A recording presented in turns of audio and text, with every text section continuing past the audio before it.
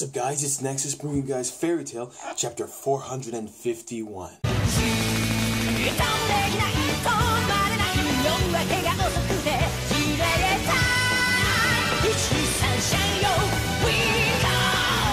So with this chapter promo, apparently we're done with the Mavis and Zara flashback.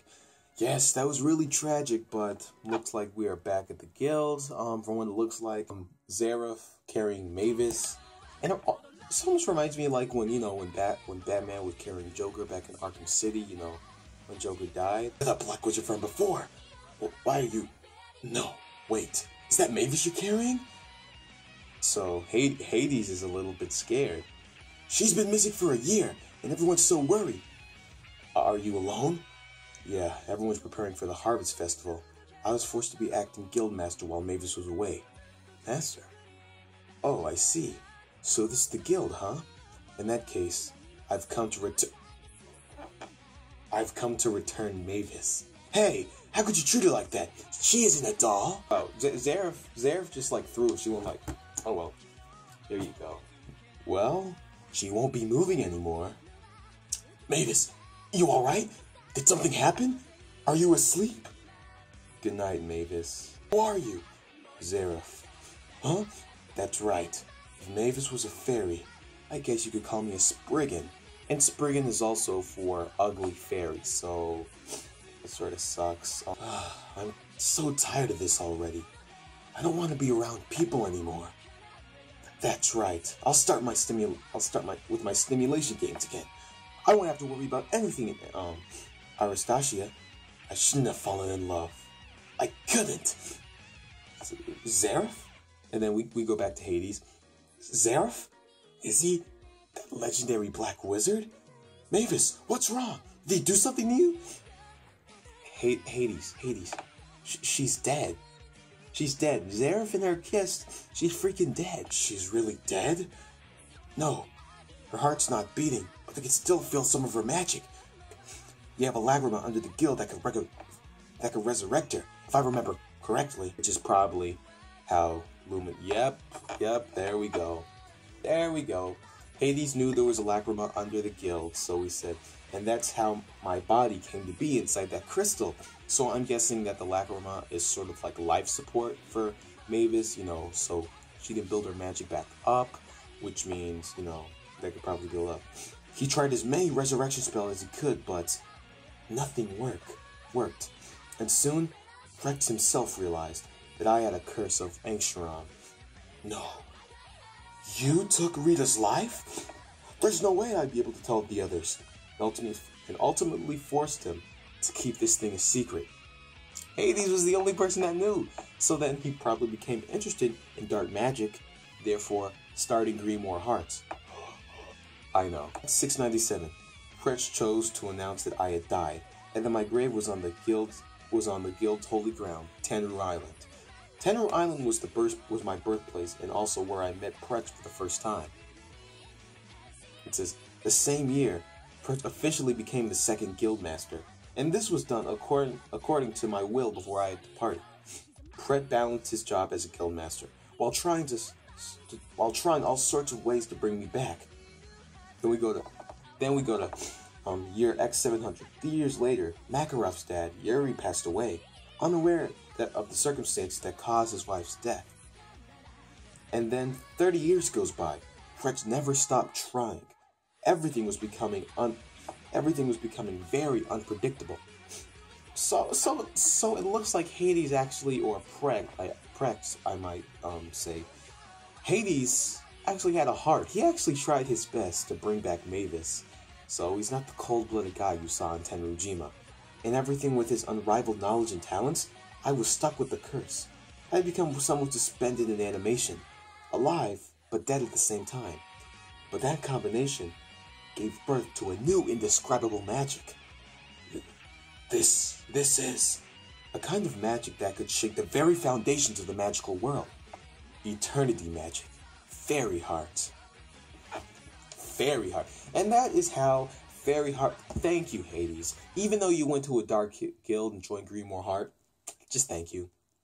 Eternity magic. Okay, now we're back to reality. We have Lucy and everybody. Eternity magic. What is that? Just like its name suggests, a limitless magic. For example, there was once a weapon called the Ethelion that the old Magic Council had, and one attack from the weapon could wipe out an entire country.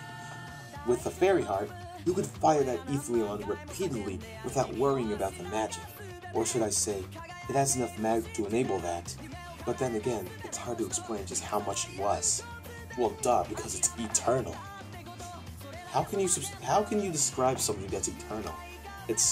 Look, it's infinite after all. See, look, I predict that. If anyone caught wind of that, he's right.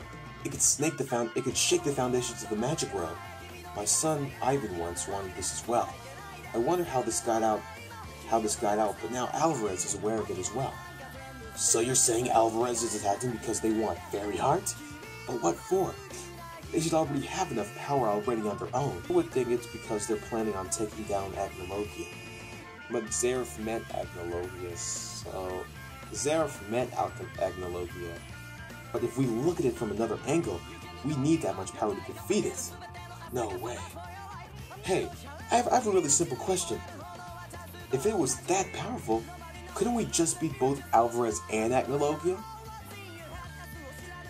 There you go. There you go. You have happy, defying logic daily. Point. I once thought of it as well as when we had to deal with the faces. But even if we won that round, there's no telling what would happen next. What would we do if we were no longer able to control the Ethelion that now has an infinite source of magic, like fire with fire? Fire. We're talking about the First's body here. The Fairy Heart is something that should not be introduced to the world under any circumstances. Yeah, of course not. And we're talking about our first master. There's no way about giving her away to them.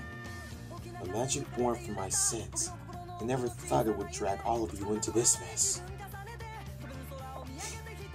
It's not a sin to fall in love. You can't even arrest someone over that. The words of Gagio, it's not a sin to fall in love. He's right about that. And then, of course, you got Levy looking at him. Of course you have Levy looking at him. Going, oh, Gagio actually has some feelings. Not so much. Yeah, that's right. It's coincidental that the bad stuff kept piling up on you. If you weren't here, we wouldn't have Fairy Tail at all. Which means we never even would have met you. You being here what connects us all first. We want to protect the guild you built, so we'll fight. Then you have Mavis crying. Them feels. It's become a fine guild. The first. Then everybody's Mavis-sama has to fight for the person she once loved. That was a long time ago. Zeref has now become a threat of mankind. We have to defeat him.